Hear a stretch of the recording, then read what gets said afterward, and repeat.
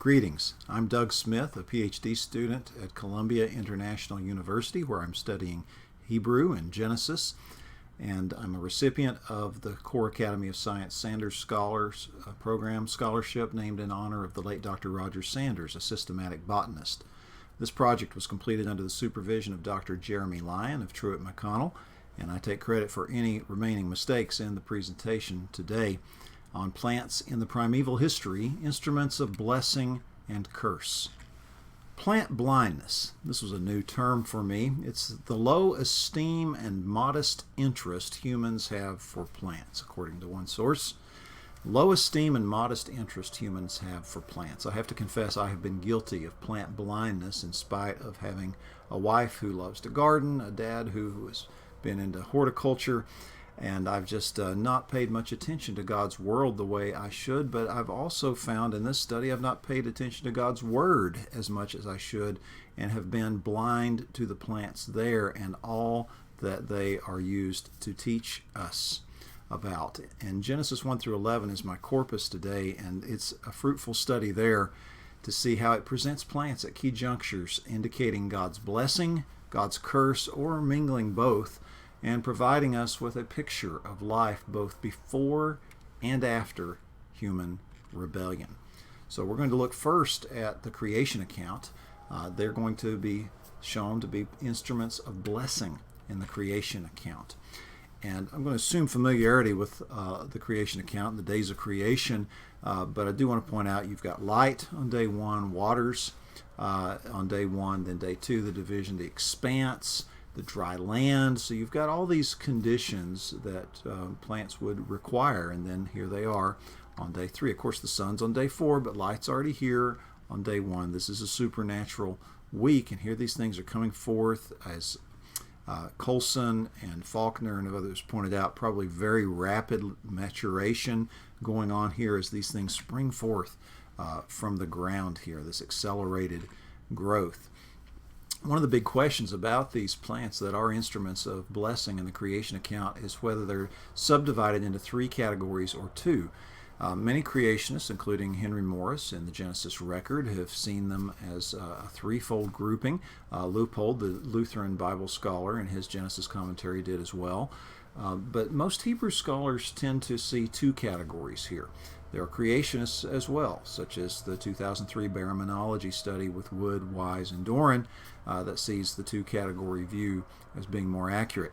Esib and Ates, non-woody plants, or herbs for Esib, woody plants or trees for Ates, that's pretty well agreed on, but Desha is the big question. What does Desha mean?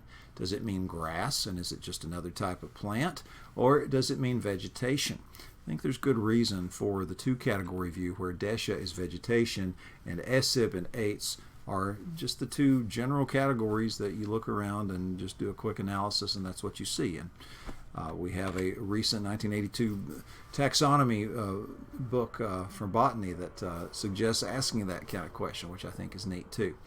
But linguistically, with the Hebrew, you've got three different nouns, and this is where we want to look to try to make the case. One verb, that verb is cognate to the first noun, to Desha. And so it seems to be controlling that and then subdividing. There's not a separate verb with the other two.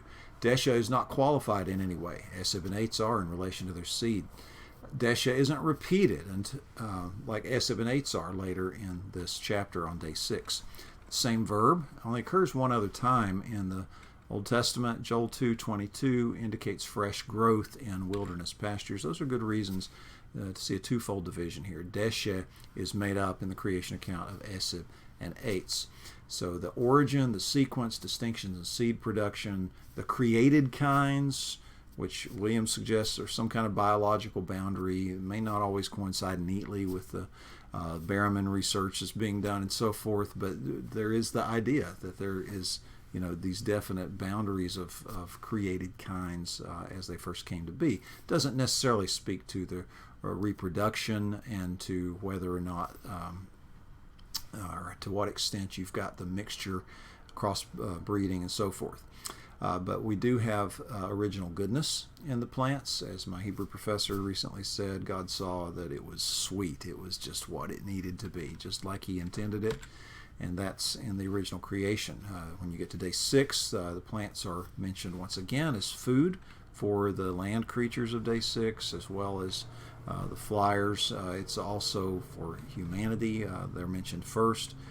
So after the blessing commission, the man and the woman hear that God has given these plants for food, and it's all very good. So they function as food in this very good world in creation. Plants function as instruments of nothing other than blessing. But in the fall, curse will be added to that blessing. The fall account spans roughly 3 chapters and starts after we get this heading of the Toledot that speaks of the heavens and the earth, the things that transpired in the heavens and the earth. And Genesis is divided up by these statements, the genealogies or the generations or the records of. And this is going to overlap with day 6 of creation, but it's going to drive us to this test and the tension of the temptation and the fall. So it's going to interweave these background statements and descriptions. It's going to bring narrative, and background, and so forth as it develops the message here.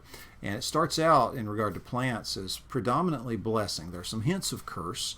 The coming bush of the field and herb of the field, and the man to work the soil hint at a change that's coming, but also to the original readers and hearers would signal, here's a flashback. Here's back before you knew about, as Furtado calls it, wild vegetation and cultivated grains. Before people cultivated the soil, back before that day, that's when Yahweh Elohim planted a garden, and Yahweh Elohim placed a man there that he formed, and he caused beautiful and edible trees to spring forth in the ground. Tree of life, tree of the knowledge of good and evil. A lot of mysteries about those trees, but they're very important in the narrative here. It's in a well-watered, well-irrigated land. We learn from the background description of the rivers. Then Yahweh Elohim takes the man, and what he does with him and the purpose of that we'll discuss in a moment. But the next part tells us that he commanded the man concerning eating from the trees. And there is sort of a hint of a potential curse here, because if he eats of the forbidden tree, of course, he's going to die. But he's got abundance of options before him. But verse 15, this is absolutely pivotal for one's understanding of blessing and curse and plants and so forth. And the second half of the verse is what is most controversial. Vayanechehu, vanayechehu. We have this: he placed him or he caused him to rest. Which is it? Did God physically just relocate the man into the Garden of Eden, or did he cause him to rest in the Garden of Eden? Well, back in 2:9 we already have, or 2:8 we already have the putting him there. So this is a different word, but is it simply a stylistic variation, or is it causing to rest? The argument can be made that Noah's name, the verb for the ark resting, the resting place for the dove's foot that wasn't found, the pleasing aroma, rest in the land, the placing the furniture in the tabernacle to stay, that all these suggest rest, and the hifil verbal stem would suggest causation, as it often does. But Gentry and Wellham, on the other hand, argue that there's different hifil forms for this word, and the one that does not mean cause is the one here. It means not cause to rest, but deposit or lay or leave. But Selhammer and Beale see this pointing the other direction, and the fact that the Sabbath is coming up next. Maybe there's a good reason that we have a different word here. He's already been placed in the garden in verse 8, and now he's being caused to rest. And that's worth considering and coming to a decision on. So the next part is important as well, though. Leovda ul shomra. Is the man placed here or caused to rest here to work and to guard it, or to worship and obey? Is it a responsibility to care for the garden, the place, having dominion over the earth, perhaps, 128 reference? Or is it a responsibility to faithfully serve and obey God? The root, does it have a suffix on the end that indicates its object? That's been the traditional understanding when you look at the Hebrew and even the translations of it. It seems to be pointing back to something, but there's a problem because the suffix seems to be feminine, and the garden, which some think is the antecedent in this verse, is masculine. And normally these things will agree in gender grammatically. So there are some other suggestions. It is feminine, so maybe it refers back to ground. Verse 9, automa is feminine. But that's pretty far back there, as Casuto points out. It's separated by a background description about the rivers. Would it go all the way back and refer to that or not? Hindle thinks that there's just an archaic version of the suffix here that was actually a masculine. If that's the case, it'd go back to garden. There's also a possibility that this is just simply an infinitival form without an object, in which case you wouldn't have it referring back to anything in particular. The actual meaning of the words is pretty important with the common usage and range. I mean, it could mean working the soil and guarding the way in terms of how it's used in chapter 3. Back in chapter 2:5, a man to cultivate the soil. He's going to be sent out to do that at the end of the, or at the beginning of a new section, really, where he's banished from the garden. The cherubim and the flaming sword will guard the way to the tree of life. So it is used that way, but it's also used throughout the Pentateuch as serving and obeying. The priestly language, the tabernacle language, the instruction of Moses to the children of Israel as they're hearing the commands of God, how they're supposed to serve him and not idols, and how they're to carefully observe his commands. These words, this pair is used quite a bit in these places too, or they're fairly close together. The next verb, the next verse, the very next word, God commands the man about the trees, which would go along with the shamar being to observe carefully or to obey. And then back to the service. What's the avad? Is it working? Is it cultivating? Is it simply serving? Well, the soil service doesn't come until 323. Man is sent to cultivate or serve the ground then. So he can't be doing the same kind of thing here in the garden. That's not why God put him in the garden. He sends him out of the garden to go and to serve the soil. So maybe this is indicating there's tons of food before the fall, and whatever Adam was going to have to do there didn't involve getting his food. But there's lots of interesting things that you can continue to look at here in searching this out, searching ancient versions, looking at the Septuagint, what it does. It's fascinating looking at the Dead Sea Scrolls and what you can and can't clearly see there, but it seems to support the reading of the Masoretic text on this as well, but it doesn't have the vowels and the other diacritical marks. Maybe another solution is that there's sort of a double intention here, like if we were talking about a teenager learning to drive for a permit or a license, and we were accompanying that individual and said he or she is driving me crazy. And we are indicating sort of both meanings, that there is the driving going on, but it's also aggravating us. Maybe there is working in a sense that is also thematically worship and service. Maybe there is keeping or guarding or tending that thematically is related to obeying. Or maybe it's strictly one or the other. Both would relate to serving and obeying in a sense, but working and guarding would have to do mainly with focus on the garden care, if that's what's going on, or if it's worship and obey, the focus is on the relationship with God. He's placed here in the garden in order to serve and obey Yahweh Elohim, and the text is going to show whether or not he'll do just that. So, worth considering as we do exegesis of 2:15. Now, in the fall account proper, with the temptation and disobedience, we find there is failure, of course. They eat the forbidden tree. They make loincloths from fig leaves to hide nakedness. They're hiding among the trees. That's not what God made the trees for. These are indications that something bad has happened. In the actual curse of the ground, food is still available, but it's going to come from a cursed ground. It will be eaten after painful toil. There'll be frustrating thorns and thistles that will, suck life from the stuff around them and create aggravations and pain and problems. And man will eat the herb of the field, that cultivated grain that was hinted at earlier by the sweat dripping off his nostrils. And he's going to eat this food, but he's going to return back to dust. Tree of life, access denied. Sort of a curse there, but maybe also a blessing, as some theologians have argued, that they didn't have to keep living in this fallen state forever, as it were. The fact that they can still eat is a blessing.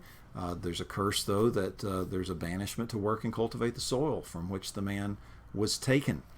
And the same language will apply to Cain, that he is a worker of the soil. Then he will be cursed from the soil. He himself cursed rather than just the soil, and his farming is not going to be successful. So chapter 2:4 to 4:6 definitely adds lots of curse to the blessing of the plants and the food that comes through them. So God's blessing and curse in the fall account. Now in the flood account, the next major section that has plant language, we see a lot of blessing. We see the ark made from tree wood, preserving humanity, but there's the curse for everybody else, the judgment and destruction. This tree wood, is it gopher wood? What in the world's gopher wood? That doesn't occur anywhere else. Ancient Jewish interpreters thought, maybe cypress. Tyndale translated it as pine wood. The Septuagint, going back once again to an older version, you've got like this four-sided stuff, or planed wood, or smooth wood. We don't really know for sure what this gopher wood was, but we know the ark was made from it, and it comes from a tree. So food on the ark is the next thing that's from plants. We know that from Genesis chapter 1, even though it's not explicitly called by a plant word, it's called by food, but that's what's preserving the life that's on the ark. The olive tree appears, the leaf appears as the dove brings that back as a signal that land is going to be reappearing before long. God promises perpetual seed time and harvest. Reproduction of the plants will continue. Food will still be available. And man's dietary expansion in 9:3 suggests that even though it's available, it may be scarcer, and we need to supplement the diet here. And so I'm not going to let you starve, God is saying to them, but here are the directions for that. But plants still available, but adding meat. Noah has success in cultivating the vineyard, but the language doesn't bode well as a man of the soil, very similar to cultivate the ground of Adam, or a cultivator or worker of the ground for Cain.